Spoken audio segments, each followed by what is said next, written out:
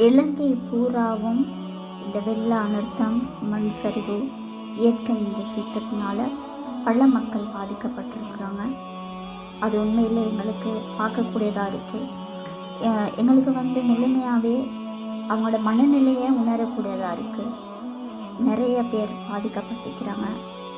இழப்புகளை பார்க்கும்போது உங்களுக்கு வார்த்தையால் எதில் மீது செய்யலாம் வைக்குது.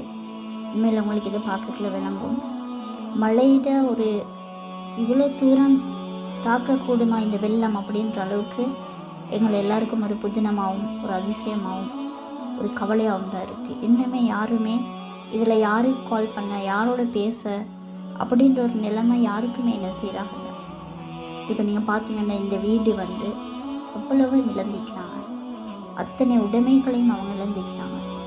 இது அவ்வளோ கவலை தரக்கூடிய விடயமாக இருக்குது. இதுக்கு அவங்களுக்கு என்ன வார்த்தையில் சொன்னாங்க ஆறுதல் சொன்னாலும் அது ஈடாகாது அப்படின்ற ஒரு உண்மையான விஷயம் உண்மையிலே தெரியலை. இதை கிட்ட இருந்து பார்க்கும்போது அதில் கவலையும் சரி, அதில் மனசுல தாக்கமும் சரி, எப்படி இவங்க இதை ஏற்றுக்கொள்வாங்க, இதை எப்படி இதை மீண்டும் வாழ போகிறாங்க இதில் அப்படின்னு தெரியலை. ஏண்டா அந்த வீடுகளும் கூட உறுதியாக இருக்குமா அப்படின்றது இன்னுமே தெரியலை. ஏண்டா ஈரப்பதம் கொண்டதாக தான் இருக்குது. அதில் உள்ள நீங்கள் நிலங்களை பார்த்தாலும் கூட அந்த சகதி நிறைஞ்சிருக்கு. வீடுகளுக்குள்ளேயும் அப்படியா தான் இருக்குது. அதை லேசில் எங்களுக்கு ஒரு சாதாரண நீரால் கழுவி கொள்வது கஷ்டம் இருக்கலாம். இது ஒரு வீடு தான் நான் காற்றேன். ஆனால் ஒவ்வொரு வீடுகளும் கல்கமுவ, கெலியோய, இப்படி அதுக்குள்ளேயே நிறைய ஊர்கள் இருக்குது. அதே மாதிரி கம்பளை பிரதேசம் அப்படித்தான். கம்பளையில் நிறைய இடங்கள் சேதமடைந்திருக்கு. அதே மாதிரி வியாபார ஸ்தலங்கள் கூட